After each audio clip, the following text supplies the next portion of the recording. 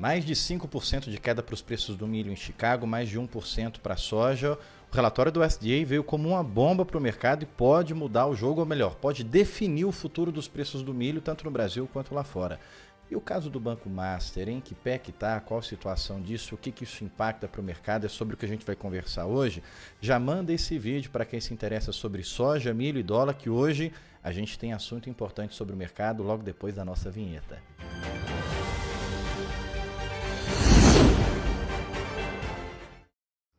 Se soja, milho e dólar são assuntos que te interessam, eu quero pedir para você, por favor, considerar deixar a sua curtida, o seu comentário, como eu já disse.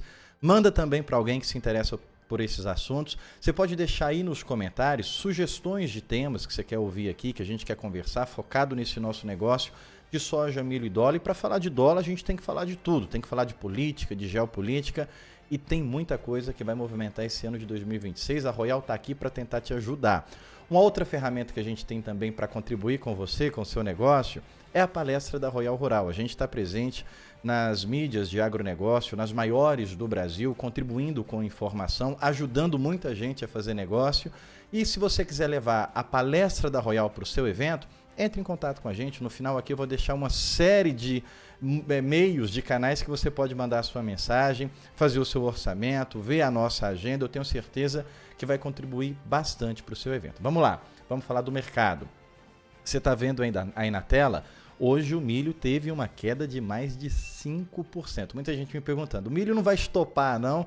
É porque lá em Chicago o stop, a paralisação da bolsa não é nos 5% como é na B3, são em pontos.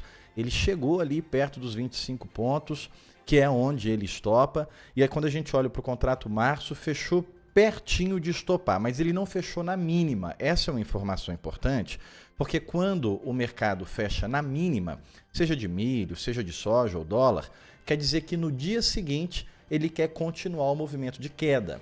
Ele iria cair mais, mas não deu tempo, o mercado tinha que fechar, ele parou ali na mínima. Não foi o que aconteceu hoje, o mercado não fechou na mínima, mas fechou bem próximo da mínima, viu? Soja você está vendo aí, caiu mais de 1%, o dólar foi estável. O que aconteceu? Bom, o grande boom do mercado, a grande bomba foi o relatório do USDA. E o que isso impactou no seu bolso? Falando em reais por saca, a queda de soja hoje de mais de 1% foi uma queda de 1,40 na saca da soja. O prêmio, como ele abriu hoje, não quer dizer que é o prêmio que vai abrir amanhã, porque pode ser que caiu tanto Chicago que o prêmio até suba, mas hoje o prêmio abriu caindo. Então, o fechamento de hoje, a soja derrubou 1,40 na saca, o prêmio derrubou 60 centavos e o dólar subiu 7 centavos. No resumo, preço de saca de soja caiu quase R$ 2 com o movimento de hoje. O milho foi mais drástico. O preço do milho caiu quase R$ 3 com esse movimento de Chicago, porque o dólar salvou ali 3 centavos. O que aconteceu? Que veio o relatório do USDA, você está vendo aí os números do milho, de uma vez só, o USDA aumentou mais de 6 milhões, quase 7 milhões de toneladas na produção do Brasil. Aumentou mais de 6 milhões também na produção da China, mas a produção da China já era esperado. Essa dos Estados Unidos não era nem um pouco esperado. O que aconteceu é que eles aumentaram mais uma vez a área plantada. Isso aí, os Estados Unidos já colheu, Estados Unidos já está guardado o seu estoque e o USDA veio agora em janeiro dizer que eles plantaram mais área do que o USDA sabia. Eu não estou muito concordando com esses números do USDA, porque quando a gente olha para os números do Brasil, dentro da consultoria a gente falou isso já, os números do USDA para o Brasil estão totalmente errados, mas evidentemente errados. Se eles estão errando para o Brasil, o que garante que não estão errando para os Estados Unidos? Aqui no Brasil a gente sabe que eles estão errando, porque a própria Royal Rural faz o seu acompanhamento, tem a sua metodologia. Lá nos Estados Unidos a palavra final é do USDA. O USDA está pior que a Conab aqui para o Brasil, lá nos Estados Unidos. Consequência, estoques finais aumentaram em mais de 5 milhões de toneladas e esse foi o motivo da queda de Chicago. O USDA, que é o Ministério de Agricultura dos Estados Unidos, dizendo para o mundo que os Estados Unidos têm muito milho, como se nunca viu na história. Nunca os Estados Unidos produziram uma quantidade desse tamanho como o USDA tem colocado. E para a soja, o que foi o ponto da soja? O ponto é que todo mundo esperava que eles fossem aumentar as exportações de soja. Quem trabalha no mercado, quem faz análise, sabia que não tinha como aumentar. Sabia que não estava indo muito bem as exportações americanas, mas por alguma razão o mercado acreditava que eles manteriam ou aumentasse alguma coisa, pelo menos manteriam ali o número anterior. E não, eles derrubaram as exportações de soja. E a conclusão foi queda para Chicago, tanto na soja quanto no milho, lembrando que isso às portas da colheita da soja brasileira. Então a SDA está dizendo para o mundo que tem muita soja, que tem muito milho, que tem uma maior oferta, maior até do que uma grande demanda que a gente está assistindo em 2026. Nós tivemos também as exportações do Brasil, soja começou bem ruim, é natural para esse movimento de janeiro, dezembro e janeiro, exportação de soja no Brasil é fraca. Exportação de milho foi uma exportação boa, viu? Começou com 1,6 milhão de toneladas. Já vou dizer que registrado em vídeo que a previsão da Royal, a projeção da Royal para exportação de janeiro de milho é em torno de 3 milhões de toneladas. Então este número aí começou dizendo que pode até superar, que pode até ser um pouco mais. Começou muito bem as exportações de milho, mas não foi suficiente para segurar a queda. B3 caiu também porque Chicago derreteu. Qual que é o ponto que nós temos de atenção agora, tanto para milho quanto para soja? É o clima. Clima não para desenvolvimento da lavoura, clima para colheita da soja, porque se chover muito enquanto está se colhendo soja, vai ter um problema na janela do milho. Esse é o grande alerta que não está precificado, porque ninguém consegue prever isso e não adianta o mapa estar mostrando, porque o mapa erra. Clima é um consenso de todo mundo que não é obrigatório acertar. O mapa não é obrigatório acertar, mas é a única ferramenta que a gente tem para acompanhar. Bom, antes de continuar, fica feliz aí como Maduro com a nossa informação. Maduro está dançando porque ele está gostando do nosso conteúdo. Então, se você está gostando, deixa a sua curtida, deixa o seu comentário e manda para alguém que você vai ajudar muito a gente, viu? Tô falando rapidinho para te entregar o máximo de informação nesse tempo curto. Então eu espero muito contar com a sua ajuda e agradeço os vídeos anteriores que têm nos ajudado. Deixa um comentário, deixa a pergunta aí. Eu não vou conseguir fazer nesse vídeo agora, mas eu tenho o costume de sempre responder uma pergunta do vídeo anterior. É porque tem muita informação para a gente conversar hoje e nesse não vai dar. Mas deixa a sua pergunta ou seu comentário que no próximo vídeo a gente pode conversar aqui. Caso Master, eu vou resumir, porque não dá tempo de falar com detalhes desse caso. Eu vou postar um vídeo depois no Instagram tentando dizer para você o que é, o que está acontecendo sobre o caso Master, mas eu vou resumir aqui de uma forma para te contextualizar. O Master vendeu uma carteira de ativos para o Banco de Brasília, o BRB, em torno de 12 bilhões de reais. O BRB transferiu ao longo de 2024 para cá cerca de 16 bilhões de reais para o Master, que estava incluso ali essa carteira. O que é essa carteira? O Banco Master tinha em torno de 12 bilhões para receber de dívidas, de empréstimos, de clientes. E aí ele vendeu isso para o Banco BRB. Ó, BRB, eu vou te vender algumas coisas aqui, entre elas essa carteira que você vai, em vez de eu receber esses 12 bilhões, o BRB vai receber esses 12 bilhões. No meio disso, se constatou que talvez não sejam 12 bilhões. Tinham documentos ali que caracterizavam fraude. E aí abre-se um processo criminal. Peraí, o Banco Master vendeu o direito do BRB de receber 12 bilhões, mas quando o BRB vai receber, não tem esses 12 bilhões e alguns documentos parecem falsificados. Esse é o pano de fundo. Depois disso, ainda se abriu um processo para que o BRB comprasse o Banco Master. Inclusive, quem foi contratado para mediar essa compra foi o nosso ex-presidente Michel Temer. E aí a coisa fica mais suspeita ainda. Então esse é o pano de fundo. Paralelo a isso, o Banco Master estava captando dinheiro com a promessa de pagar juros muito alto. Um CDI, um CDB aí que os bancos pagam normalmente, mas no CDB. Um banco novo, pequeno, ele precisa ser agressivo no mercado. Então o que ele faz? Ele promete juros mais altos. Se você pôr o seu dinheiro aqui comigo, eu vou te pagar mais do que se você colocar no Bradesco, no Itaú, que são bancos já maiores e bancos de longa data. Essa é a competição de um banco pequeno. Se eu não te pagar, se eu quebrar, você tem o FGC, que é o Fundo Garantidor de Crédito, e você não tem risco na sua operação. Só que o FGC ele tem um limite de até 250 mil reais. Se você colocar mais de 250 mil e o banco quebrar, você vai receber aqueles 250 mil. Estou resumindo aqui de uma forma bem rápida.